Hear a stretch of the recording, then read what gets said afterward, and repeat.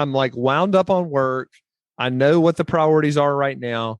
What are the three most important things that I need to get done tomorrow to make tomorrow a huge win? And if I will just write those down, in other words, I'll take them out of my brain and put them on the paper.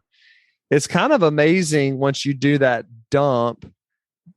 This will allow you to kind of like, number one, it'll allow you to have some margin, go home and feel like, hey, I've already pushed some things into the next day. And it also, what he says is help you overnight. Your brain will think on these things and think, it might solve some of these problems, or think of one thing that you can add to a presentation. So you start to like prepare mentally while you're asleep subconsciously.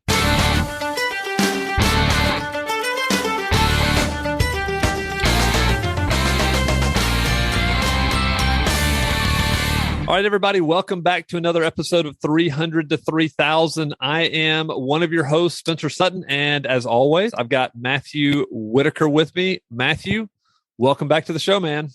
What's up, everybody? So pumped to be here. Really excited about today's topic. I feel like I'm always excited about today's topic, but today's topic is no different. We got a really fun one we're going to discuss, and honestly, something I think about a lot.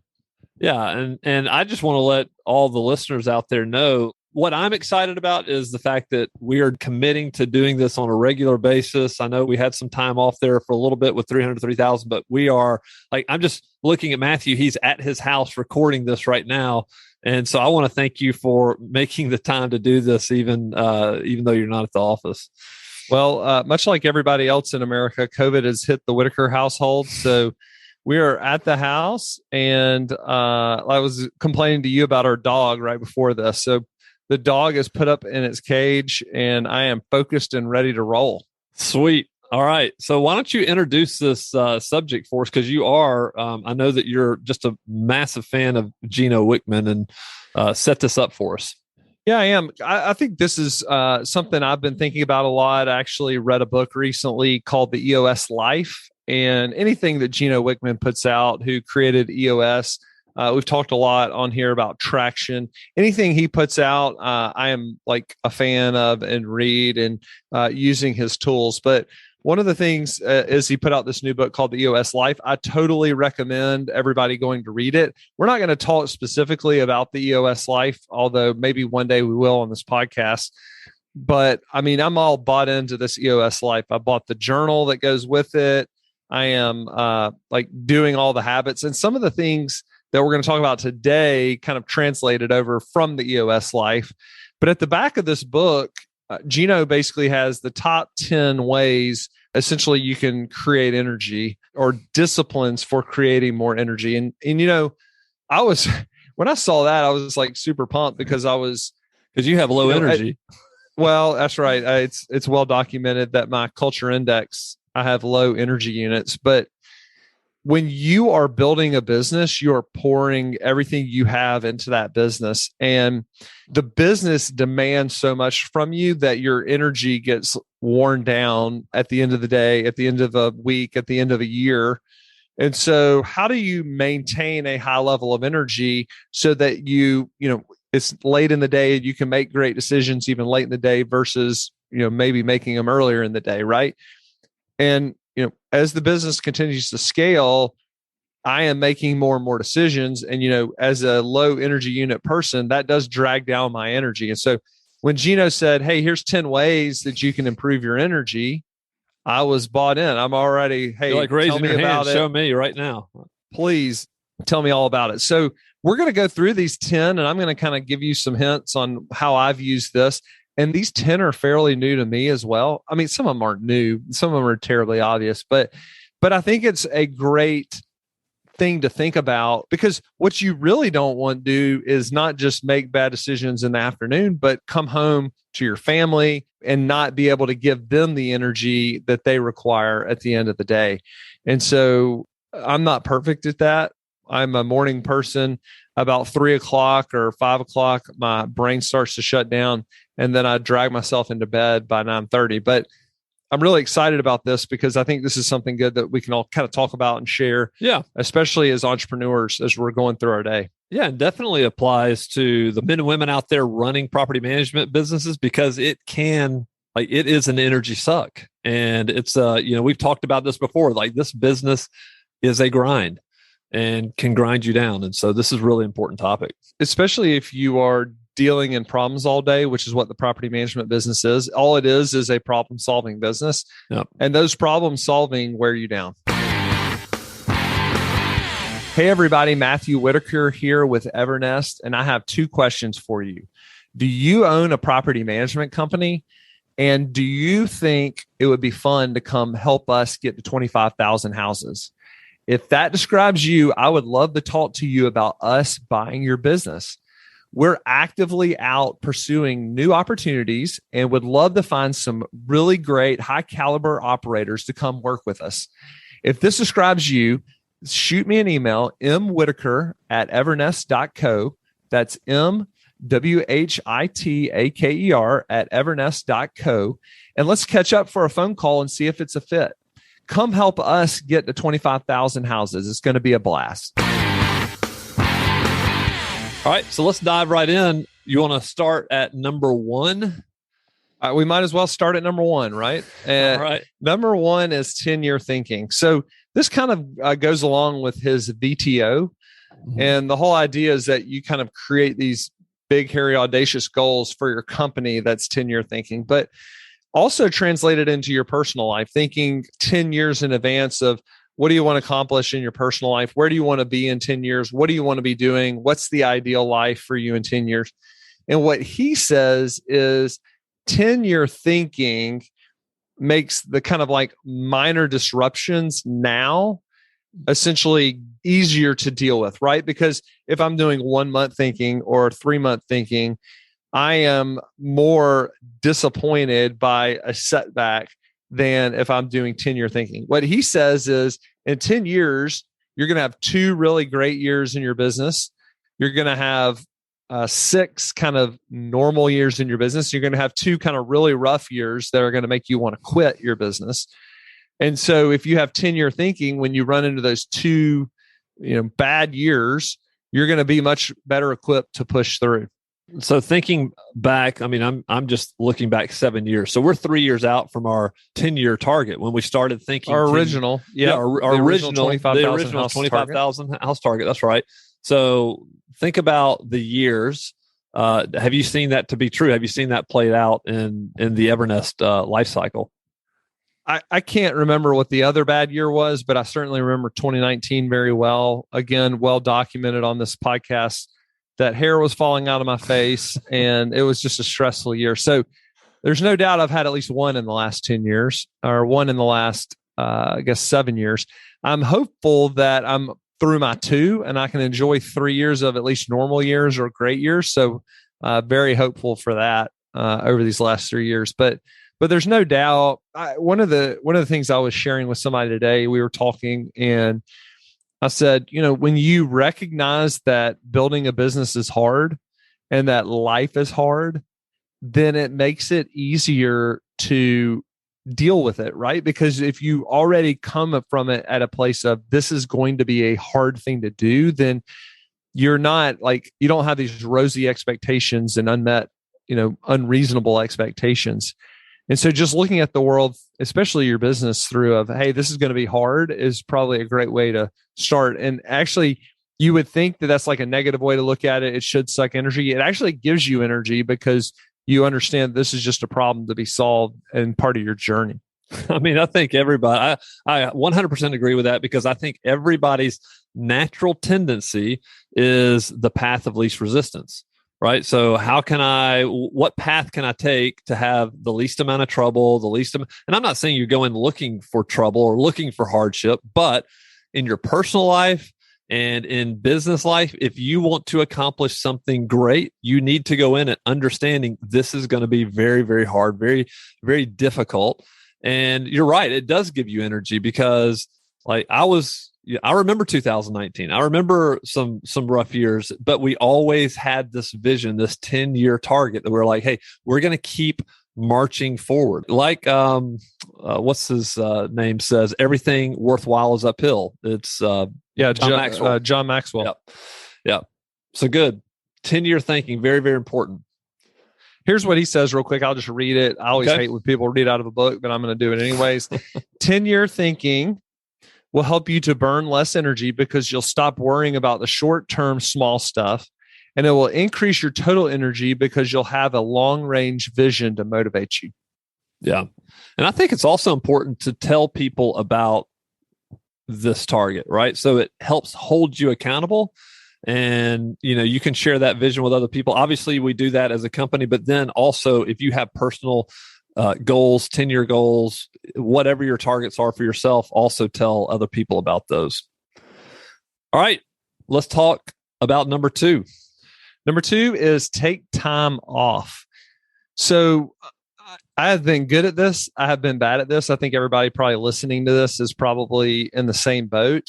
What Gino basically says is, essentially a year in advance, and this is a great time to do it since we're still in January, you need to basically say how many weeks off or how many days off you're going to take this year.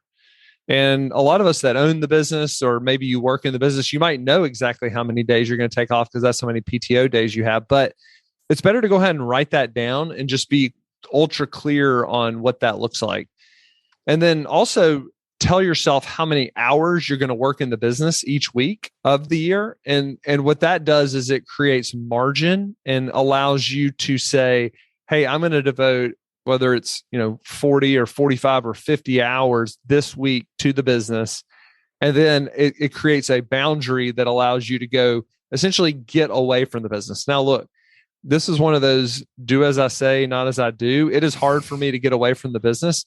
Because part of the problem too is some of us entrepreneurs, just our business is also our hobby and our passion, and we enjoy doing, and I enjoy reading about the business. So there are days where I'm just reading that are supposed to be my days off, but I enjoy that as passion. But at least being intentional about your time spent in the business will help you gain more energy, because you'll know that there's like a cutoff and then there's an official time to recover. I do think this is difficult for people who are growing a business, who are scaling up. Like even this past, Christmas break, in between Christmas and New Year's, I was like, okay, I'm going to take some time off. But I hired somebody and they were starting right then. And so I was like, well, I'm responsible for this person. So guess what? I'm not taking any time off. And, Allison reminded me, hey, didn't you say you were going to take some time off? And I was like, yeah, but I can. I'm kind of responsible for this person. So let me ask you this, Matthew, does Gino recommend going ahead and putting it on your calendar, like as best you can? Like, hey, I know that I'm going to have a summer vacation, so I'm going to go ahead and book that for July X, whatever. Schedule it, plan on it, be intentional about it, start early planning for it, and basically communicating to people, protecting that time, really important.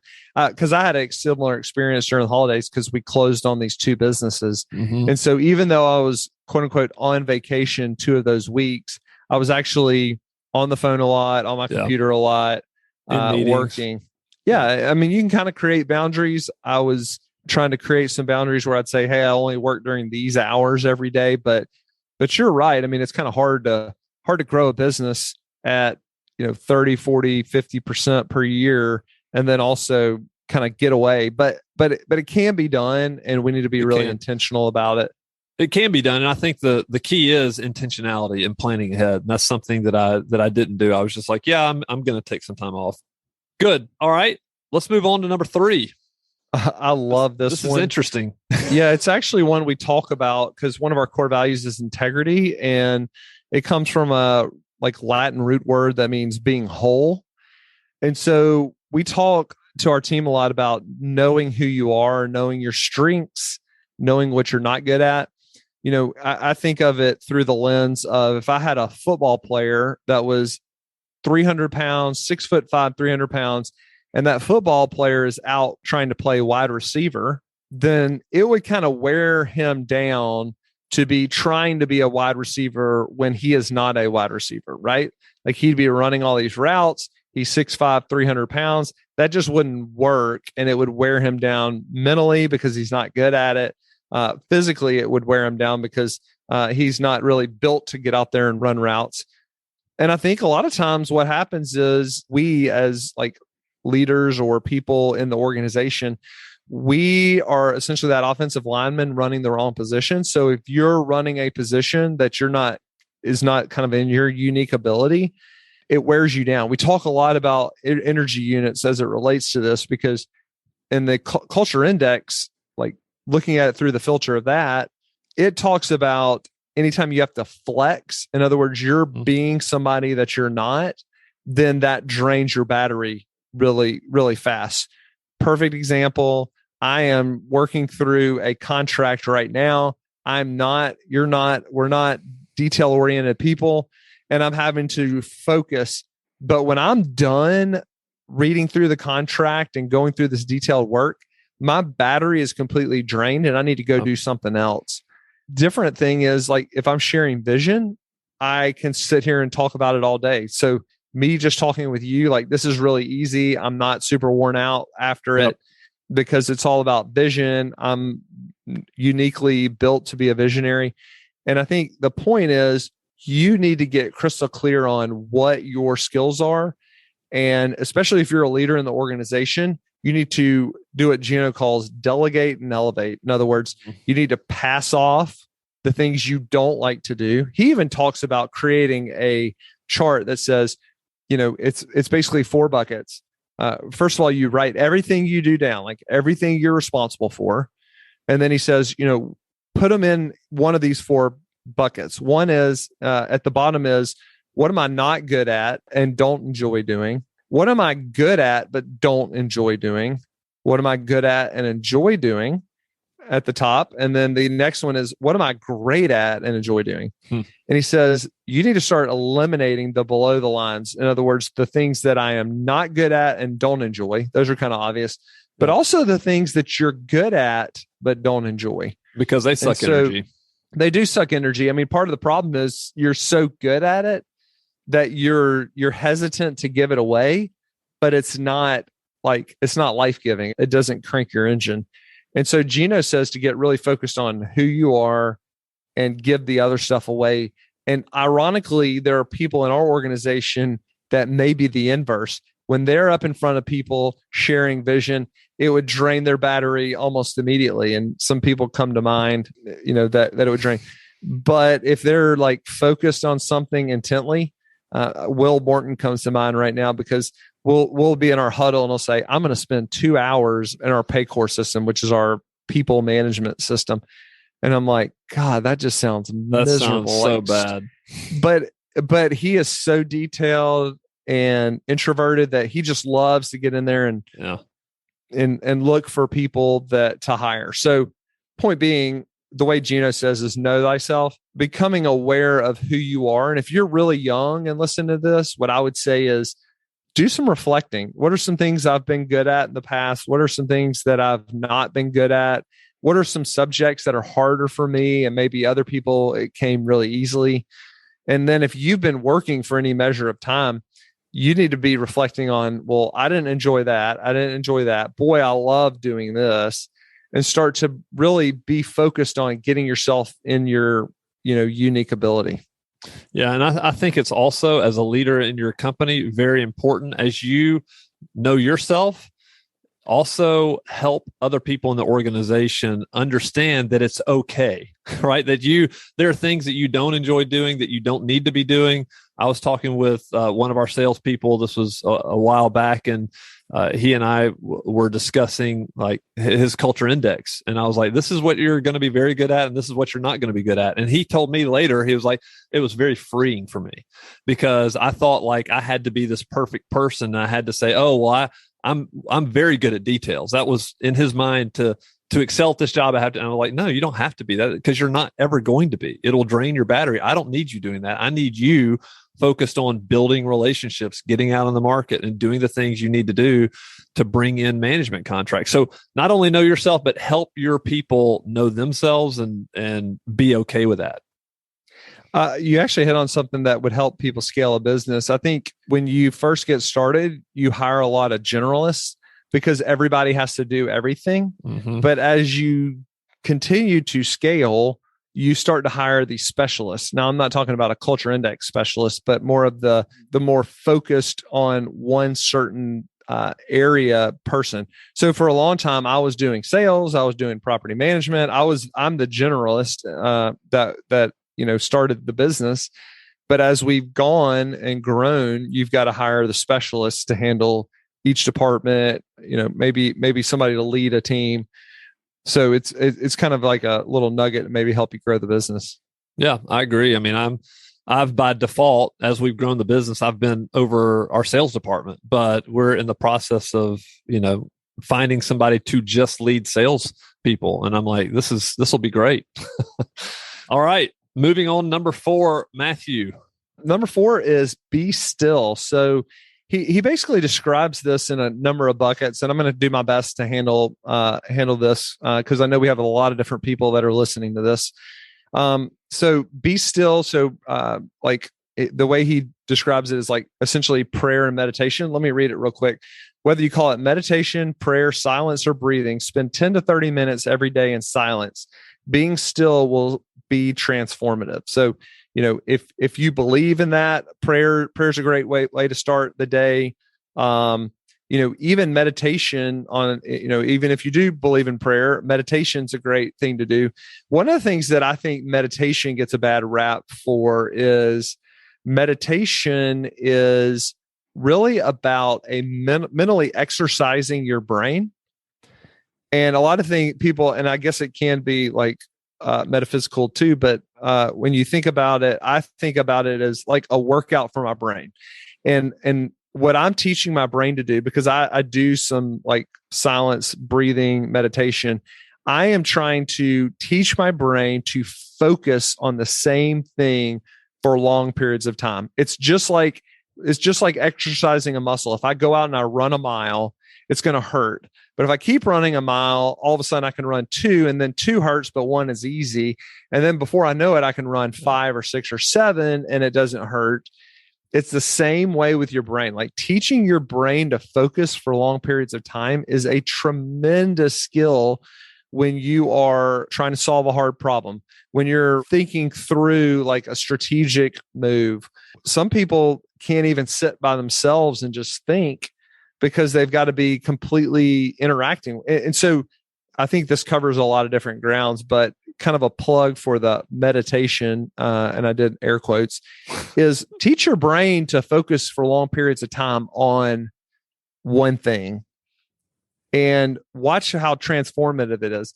It also, one of the things I've found too, is it also grounds you in the now, like versus always being, oh, I can't wait for this to be over, or, oh, I wish it was just like this.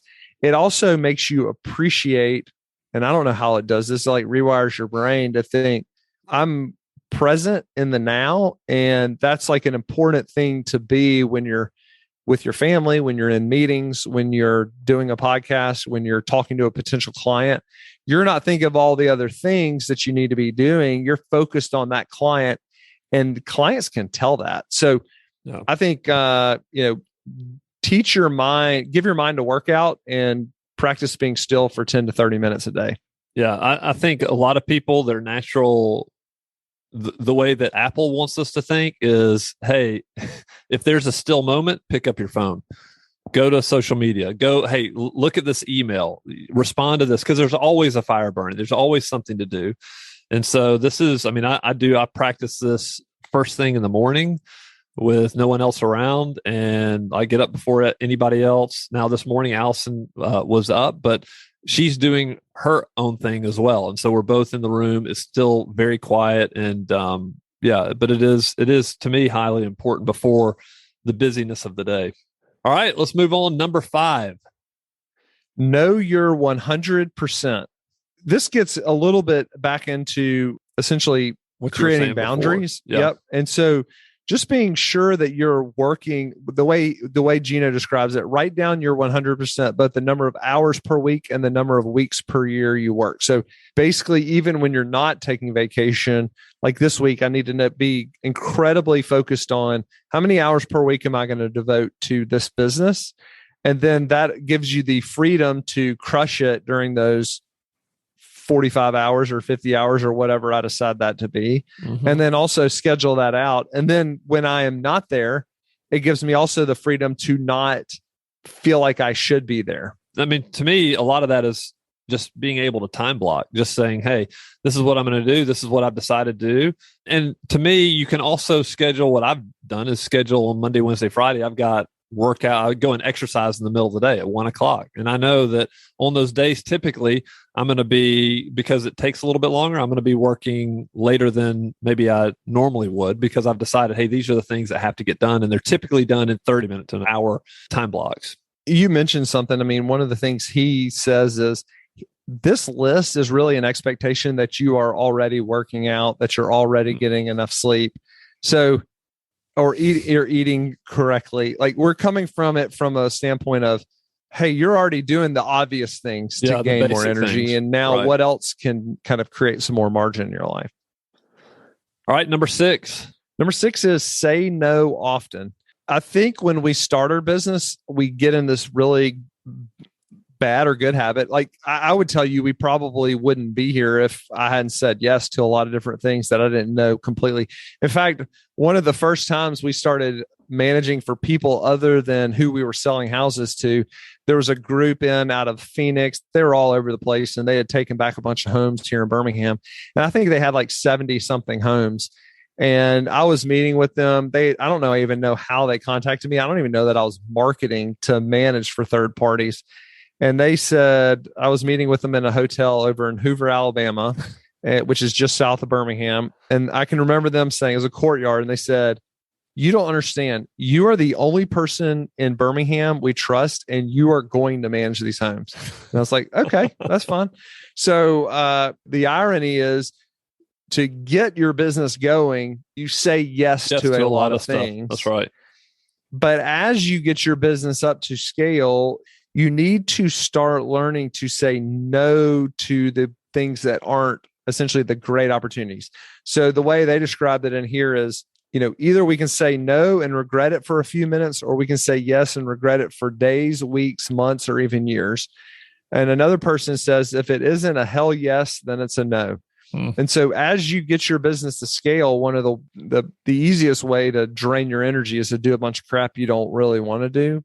The other thing is, like, a lot of people will get you to do things way in advance. So, hey, Matthew, in 6 months, would you mind doing such and such and so? You're more likely to say yes because it's so far out in the. Oh, yeah. Like, it's way easy. And so I actually heard on a podcast recently, a great way to handle that is, if that was happening next week, would I say yes? And if the answer is not, hell yes, then the answer is no. Warren Buffett says the difference between successful people and really successful people is that really successful people say no to almost anything. I love that. I mean, or almost everything. Sorry. Yeah. I know you love just such a great job of just distilling truth down to simple clips. Yeah. Just very, very simple. Matthew, I got to say, I think what you've done with your calendar, you have in the morning time, like, you're blocked off and saying, hey, this is my focus time. I'm going to get the most high return things done that I need to get done. And so people already know not to ask. It's like a pre-know. It's right? Like a pre-know. So you can do that on your calendar, and that helps your team. It helps other people understand that, hey, during these times, this is not going to happen. So I know that, hey, we're recording this podcast. It's 5:30 in the afternoon. I knew not to ask in the morning because that's going to be your high return focused time. Yeah, it's where I focus on my rocks, focus on the things that are important to moving the business forward. And not that this isn't important, but it's my morning time is focused on what I think is the most important things that I need to get done. And then the afternoons, I can devote those to other people's priorities, like your priorities and Curran's and Graham's. All right, great. Let's go on. Number 7.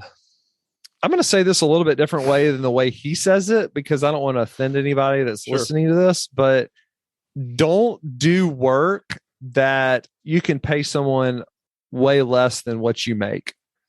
I know in my mind intuitively what I make, and what you make. And so, if you can hire somebody for maybe half of that to get that same job done almost as good or even as good, maybe even better, then it doesn't make sense for you to do that work, because what that'll do is really drain your energy when you feel like you're doing work that's, I shouldn't say the word beneath you, because that's the wrong thing. Nothing is beneath. It's not beneath you, but because more than likely you've done everything growing your business. Well, especially to get that point. But when you're doing work that you can pay other people to do almost as well, you need to be focused on the things that are delivering the high return. And when I do things that have a huge impact, deliver a high return, it gives me energy versus when I do something that we could have passed off to another team member to handle, that sucks energy. Yeah, I did, like, literally, I found myself the other day doing something,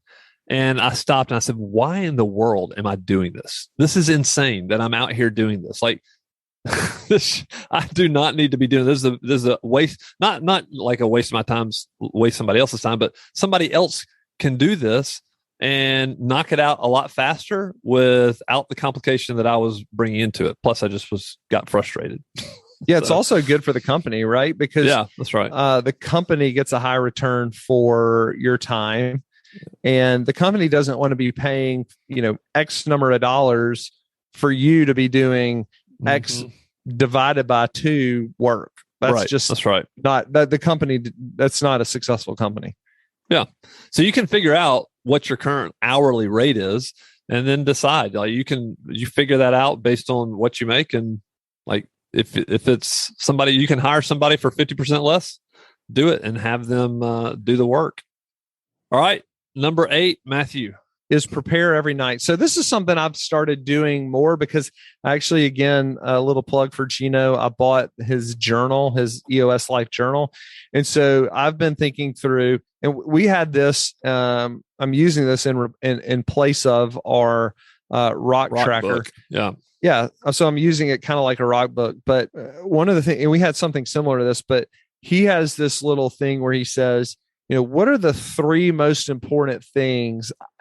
I'm like wound up on work. I know what the priorities are right now.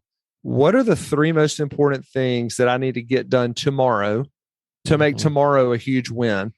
And if I will just write those down, in other words, I'll take them out of my brain and put them on the paper. It's kind of amazing once you do that dump.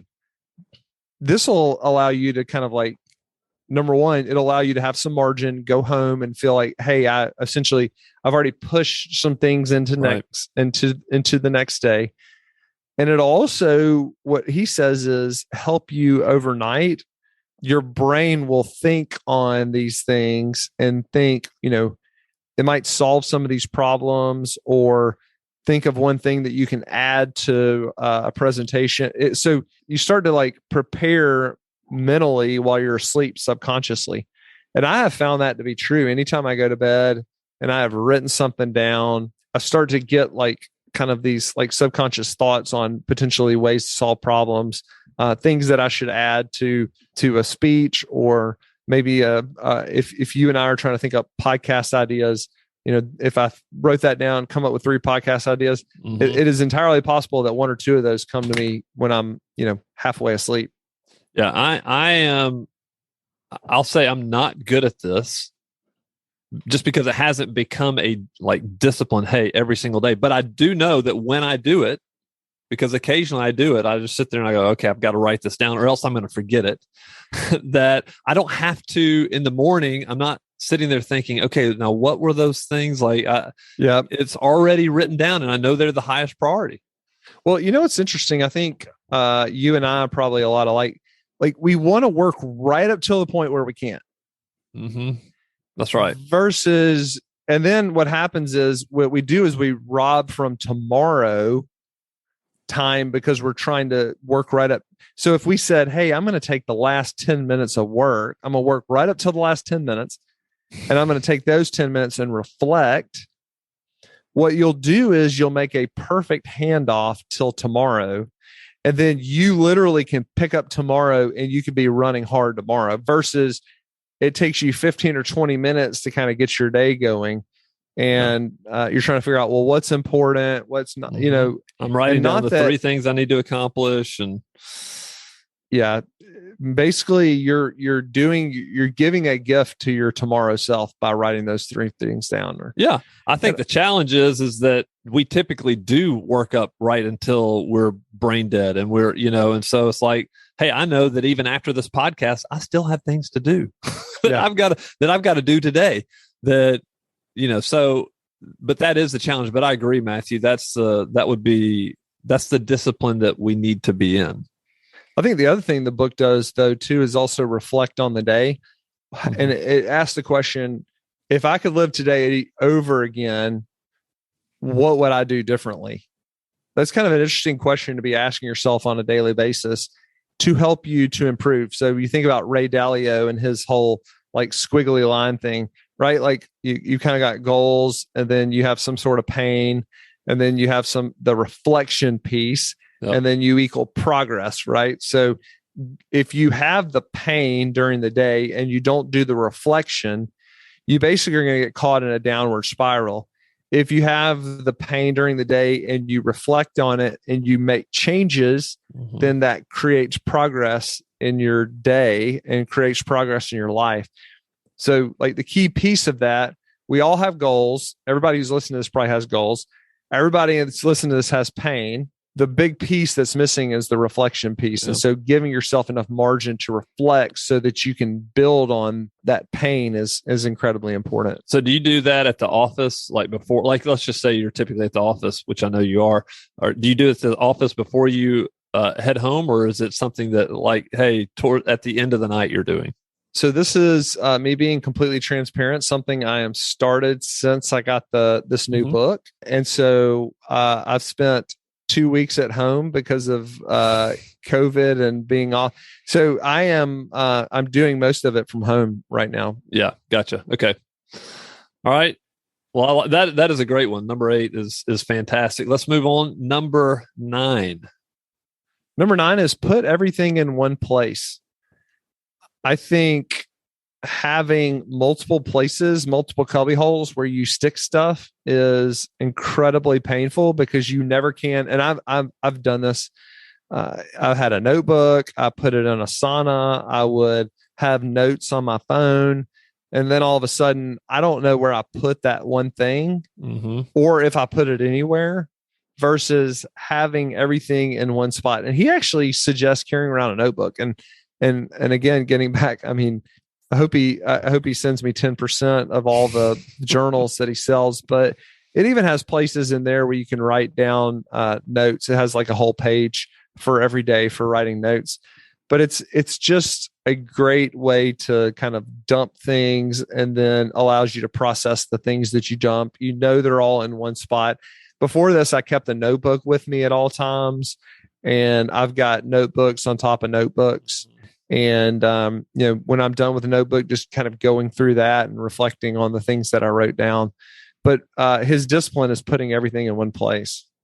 Yeah, I know that if anybody's read the book, The Road Less Stupid, this author also does very much the same thing. But he even, just like Gino talks about, he sits with a notepad and he will literally spend, however much time he blocks off, an hour a day, and he just reflects and writes everything in one notebook and keeps it with him at all times. And I think that's because I do, like Matthew, I know I've got this notebook here that I'm holding up, and then I've got a very similar notebook that's at the office. I have my iPad that I take notes in.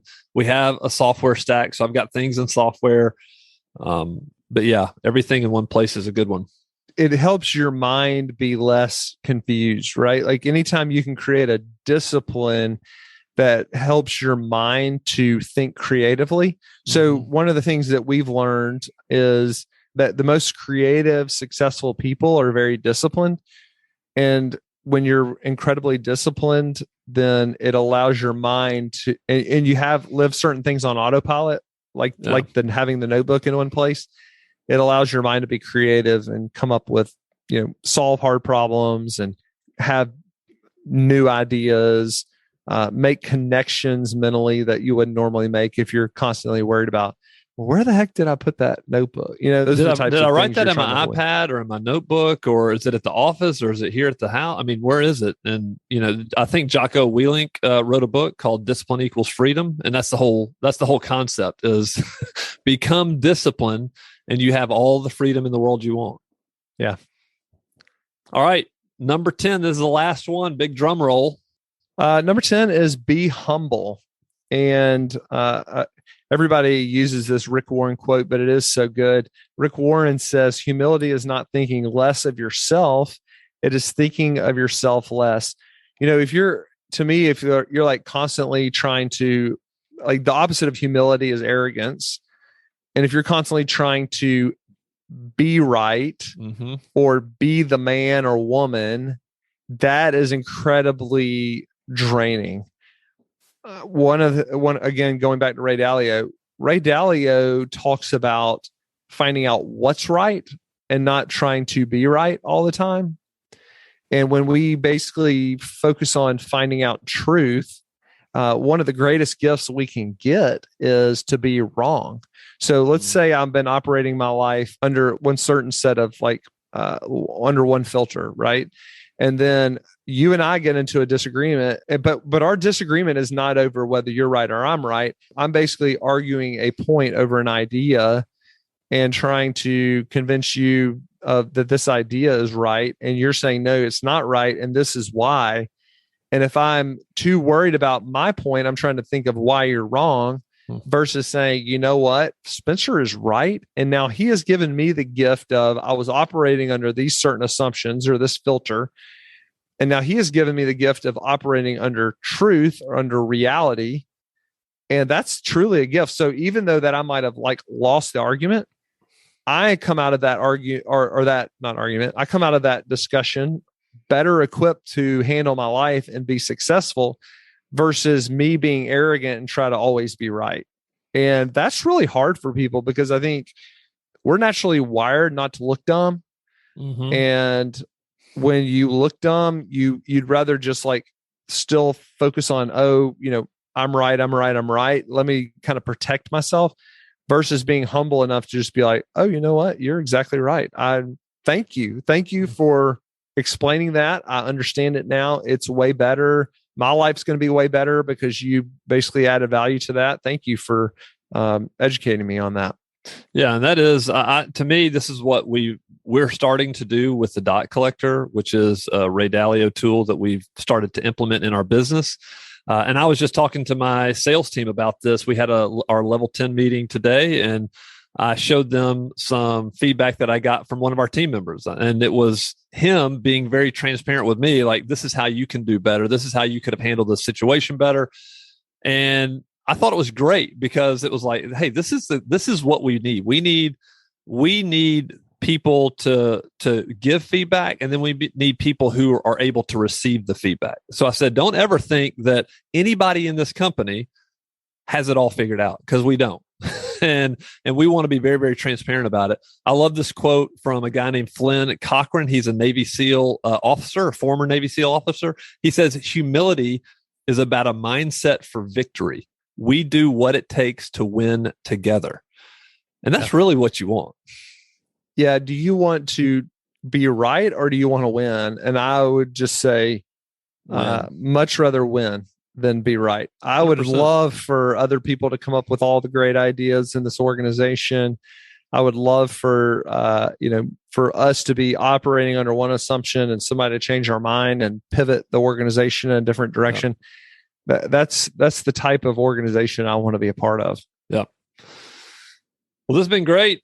That was 10. That was number 10. That's it. Yeah, that's great. Again, look, this is operating under the understanding that we've talked about it before, getting the right things to eat, sleeping enough, doing the things to take care of your body that are incredibly important to you having energy. I mean, that's kind of baseline. These are kind of 2.0, great 10 things that Gino talks about creating energy. My hope is that somebody will take one. I mean, you don't have to take all 10. Take one, set it as a discipline, set it, then forget it once it's a discipline. and then take another one and just keep improving your life and keep getting energy. If you're able to improve your energy by 15 minutes a day, that is times 5, an hour and 15 minutes a week times 50. I don't know what the math is. I'm not a math person, but that's 60 hours a year. That's a whole nother week that you've just gained by doing just something incremental that would, and you think about that and how that compounds as you add certain disciplines, giving the gift of energy. I think about this too, inside the context of our organization. If I can do that for myself, add 15 minutes of energy a day, what if I'm able to do that in my organization, in Evernest? And now we have 160 team members, and I do 15 minutes a day of get them extra energy for 15. Because keep in mind, if I get tired at 3:00 some days, I know other people are getting tired at 3:00. That's right. That's right. Right. And so how can we as a team or as leaders improve the energy of the people around us? You want to talk about one of the greatest success tools for when you can take a company and move the needle without hiring another person. Let's say you're able to garner 15 minutes a person, and you can move that needle in, a couple of weeks of training somebody to do something from a discipline standpoint. Just huge returns if you think about it. Yeah, huge returns. And and I'll put a plug in right here. There is just going back to the basics. Like if you're listening to this and you're thinking, oh my goodness, I don't sleep well, I'm stressed out all the time, I'm not eating well, I'm not exercising, not working out, I'll put a plug in. There's a Facebook group that a bunch of property managers are a part of. It's called PM Health Group, I think is the name of it. You can ask somebody, I want to say, ask anybody, or you can email me. I think that's right. It's PM Health Group. You can find it. I'm telling you, like, people are just there to encourage each other and say, hey, here's what I'm doing. And so if you need that extra boost, join that Facebook group and get after it. Yep. Or find some other people. Like, one of the great things about Evernest is we're all into health. We're all into discipline. We're all into personal growth. We're all into figuring these things out together. We're all into learning and growing together. And it's incredibly energizing to be around other people that will motivate you, hold you accountable, all the things that go around with being in a group. If you're like a solopreneur out there just managing a number of houses and you need that group, like you hadn't hired your first person, PM Health's a great place to do that. Get involved with NARPM. There's a bunch of great property managers there that can be kind of people to lean on. All right, this has been great, Matthew. I appreciate this. And as always, we're going to ask that if you've enjoyed this, if you've enjoyed any of our podcasts, would you leave us a review? And you can do that on Apple, iTunes. It's really, really simple. We would love to hear from you, and share it with your friends. Share it with anybody you know in the industry if they're not listening to it. Ultimately, at the end of the day, we want to help other property managers get better, grow their business, and be successful. I'm mentioning this now. I actually listened to our podcast and I was looking at our reviews, and I said, how cool would it be to get to 100 reviews? And how many are we at? We're at like 50 something, I think. Okay. And so help us get to 100. It would really be a lot of fun for us to be able to get to 100, and anybody that can add value to us by giving us the gift of a review would be much appreciated. Yeah, much appreciated. All right, everybody, we'll be back in 2 weeks with another episode of 300 to 3000. Bye, everybody.